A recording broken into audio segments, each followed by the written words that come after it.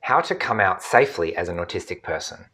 So if you were diagnosed later in life, chances are that the discovery of autism was a pretty big thing for you. You've probably been masking in lots of ways for a long time, and it may be difficult for the people in your life to get on board with the massive discovery that you've just made about yourself.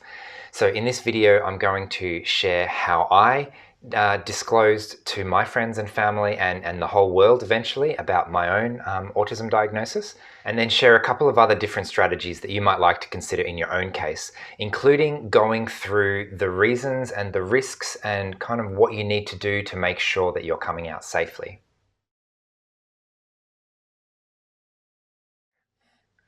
Hi everyone, Paul Mikolev here from Autism from the Inside. I make weekly videos sharing the human side of autism, so make sure you hit subscribe to get the latest content.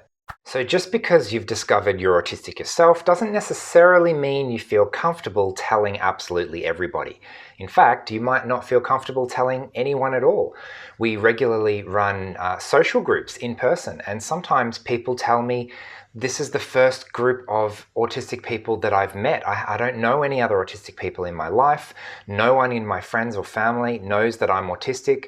I'm not even sure what that means or how to answer their questions when they ask me. So one of the complicated parts of this process is that it's a self-discovery process as well, and bringing others on board so that they can walk with you on that self-discovery process is really helpful, and I would strongly encourage you to not walk that path alone, but to find others who can walk it with you. But how do you start to have that conversation in a way that's going to get a positive result and lead to support rather than invalidation, and just question after question that you may struggle to answer?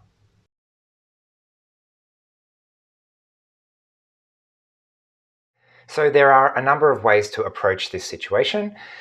You may like to tell no one at first until you feel a little bit more comfortable about it yourself. You might like to tell one or two people first and grow your support network slowly.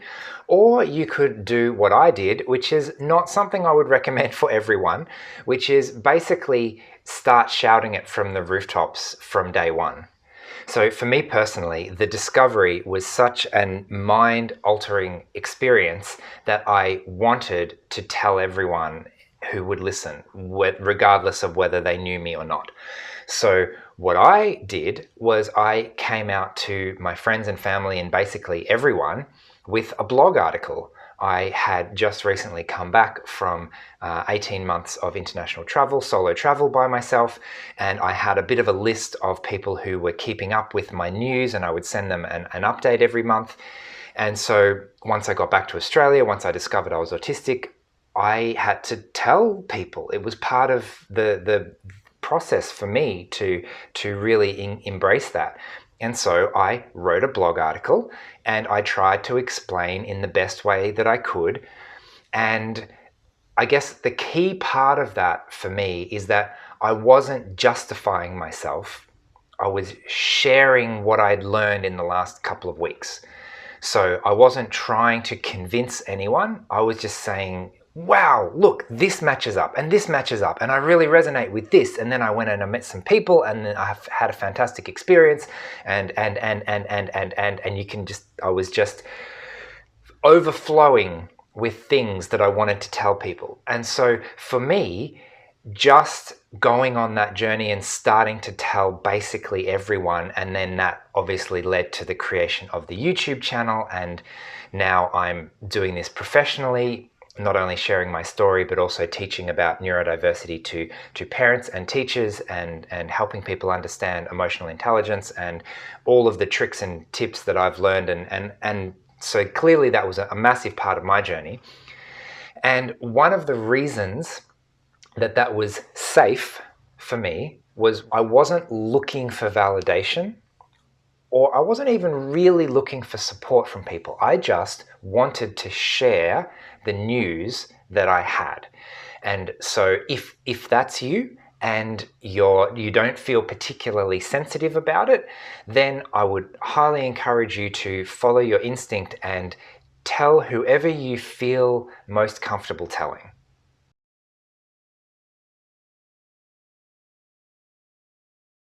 Chances are, though, if you're watching a video on how to come out safely, you're probably looking for a more of a step-by-step approach, because there are some legitimate challenges with this.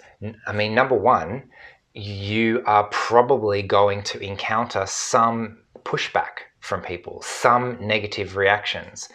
And I'm at the moment, I'm only thinking of the social ones from friends and family who may not have the faintest idea what autism is and may not see it in you at all.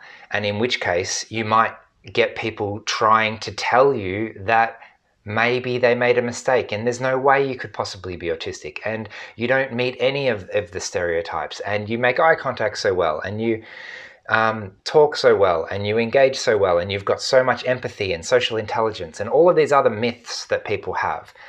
So anticipating the fact that there will likely be a significant amount of that pushback, and this will really depend on who you are and how closely you fit the idea of autism that the other person had.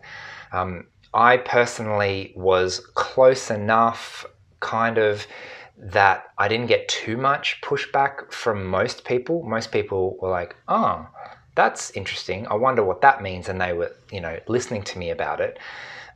There were only a handful of people that flat out told me, no, there's no possible way you could be autistic. My grandmother was one of them, and she used to say, you can't be autistic, there's nothing wrong with you. And when I'm in a good place and I am being accepting and trying to understand her position, that makes sense, right? She has this idea of autism as a crippling childhood disability where people can't speak and can't connect and all of these other stereotypes. And she doesn't see that in me. And she knows there's nothing wrong with me. So when you put all those together, there's just a disconnect in understanding. And I didn't push back on that. That's her journey of understanding what autism was, and it doesn't really affect my journey too much. So part of the journey, part of the reason that it's good to start removing the mask, start learning to be yourself in more different situations, is so that we can keep going along this journey of self-discovery and testing your new identity, testing your new come on, words. Why are words not working? That's okay. This is one of the things that I'm learning about myself, is that sometimes I don't speak as well as other times. One of my favorite quotes from someone, Mark Twain, maybe, someone like that. Some people have a way with words, others not have way. That was one of my favorite quotes when I was a teenager. And now I'm starting to realize why that was so important, because sometimes I not have way with words much.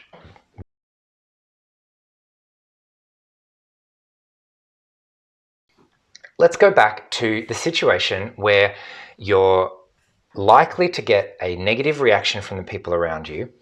And you're trying to think, how can I come out to people in a way that is positive for me and positive for them? And so I would encourage you to think of the reason that you're coming out and what you want the other person to understand. So sometimes it's worth coming out in a more gradual process without using the word autism. I describe myself to people all the time in words that do not use the word autistic at all. And I say things like, sometimes my words don't always work. And I say, my brain is wired differently. And I say, I need a break, or I'm getting overwhelmed, or something like that. And what I'm doing with that is I'm still communicating my needs and letting people see my authentic self without necessarily using the word autism. And then after I've built up enough of an understanding that there's actually a lot more going on within me than you might realize if I was just high masking all the time, then it becomes easier to say, well, actually, you know how I can't always speak, and you know how sometimes I need a break, and you know how I'm really sensitive to noise and smells and all of these other things. Well, that's actually because I'm autistic, and that's part of my sensory profile, or that's part of how I see the world. So that's one more gradual way to do it.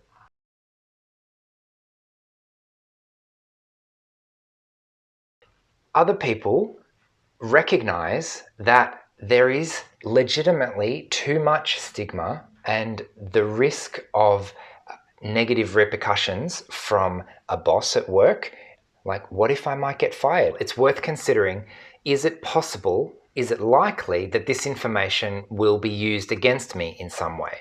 So in my case, I made the decision that no one can seriously use me being autistic against me, and it was in just a much more freeing experience for me to not have to worry about it and to tell absolutely everyone. But there are other situations where maybe disclosing you're autistic at work could lead to someone using that against you. Or there are some countries where it's not a good idea necessarily to disclose you're autistic. I was at the Asia Pacific Autism Conference in Singapore a couple of years ago, and some of the advocates I was talking to there were telling me how they need to be really careful because being autistic and the government knowing that is just not necessarily a good idea. There are some situations in Australia where people have been deported for having an autistic child, which is, raised a lot of controversy and outrage for obvious reasons. But you get the idea that sometimes there are real situations where we do not want to give someone else a leveraging tool that they can use against us in any way. So that is the risk that we're trying to mitigate to come out safely. And what that might mean is to make strategic decisions as to who do I trust, and making it really clear to them who I do not want to know this information. And in making the decision of who I want to tell, I'm balancing the risk versus the reward. And the rewards tend to be things like, it's more relaxing for me if I don't have to mask. It's freeing to be able to share what I think and feel and my identity without having to worry about it. I'm able to form connections with people if I feel good and feel like I can share myself with them. And if they can actually know the real me, then there are a lot of especially social benefits that come from that. And then the risks are, well, what's going to be done with that information? So let's assume you've chosen a person or a group of people and you've decided that the rewards outweigh the risks and you would like them to know that you're autistic. What are some of the steps that we can take?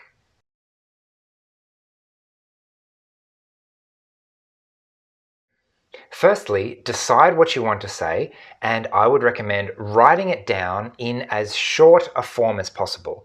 You don't want to write a 300-page email to come out to someone. It's the very first sentence that's probably the most important. First sentence, follow-up sentence, you're looking at 2 or 3 phrases, and then what we do in conversation is we give those 2 or 3 phrases to the other person and then wait for their response. Oversharing in coming out or sharing about your diagnosis is likely to lead to you not feeling like they heard you because you've got lots more to say and they're not really listening, or you've written a 300-page email and they only read the first 50 pages and then didn't read the last bit. So if you can be really clear around what you want to say and the really core element that you would like the other person to understand, it could be as simple as, I just want to let you know that I got an autism diagnosis last week and I'd like you to know about it because I value your friendship, or something like that.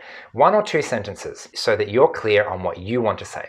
Number 2 is to find a good opportunity, the right time, the right space, where the other person is the most likely to be having a positive disposition towards you and to be listening and be in a place where they're able to receive and process the information and respond to it in an adequate way. If you're having trouble finding a good time to disclose, you might think, well, what are the bad times? And I'll just avoid them. So I don't want to come out to someone in the middle of an argument, for example, or when they're just rushing off to work, or when there's no opportunity to talk about it, or when they're watching TV and they're not even listening.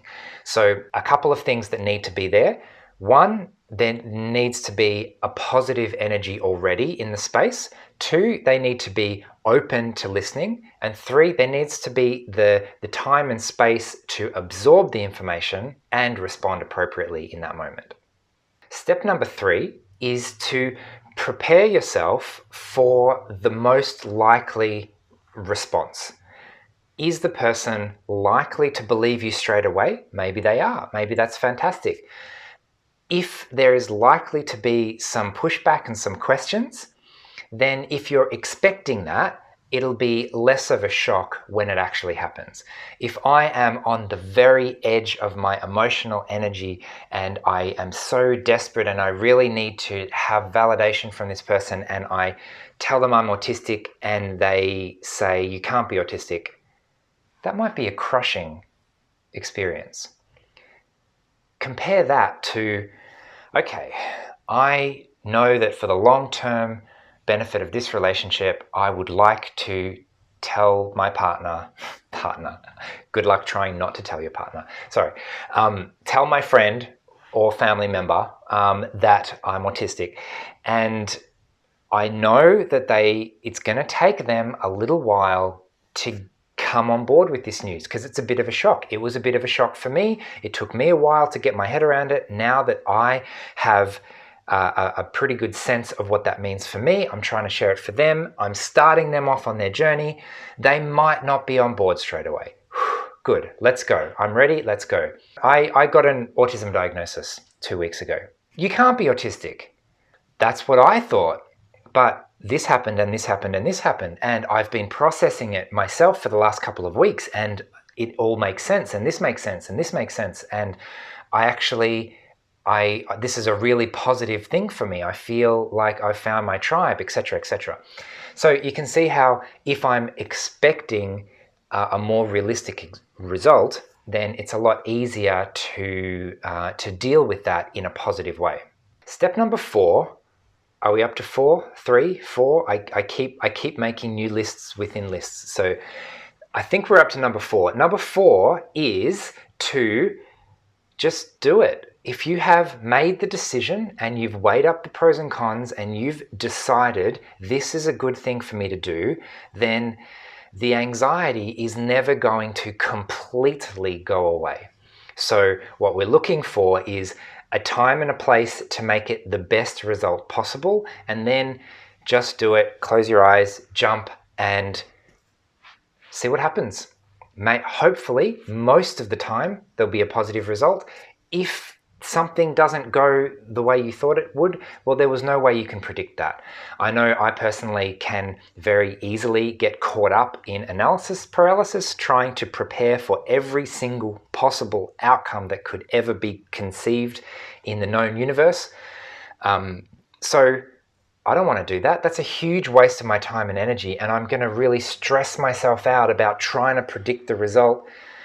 Just do it. Just find a good solution that is not necessarily the best solution, and I find that when I do that, it takes a lot of the stress and pressure off me because I'm allowing the other person to participate in the situation.